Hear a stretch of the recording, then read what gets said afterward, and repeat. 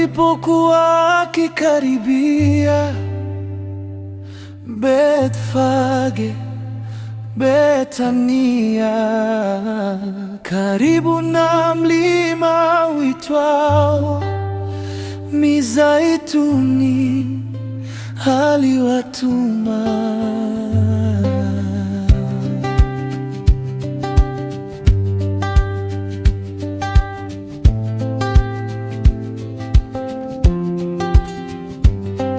Wawili kati ya wanafunzi wake kwenye kijiji kile walimkuta mwanapunda amefungwa.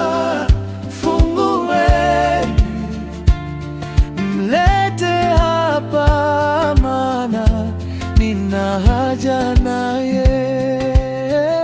Mwanapunda amefungwa, fungueni, mlete hapa, maana nina haja naye.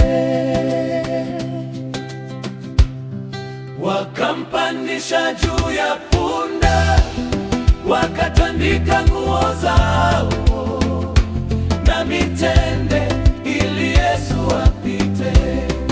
Wakampandisha juu ya punda, wakatandika nguo zao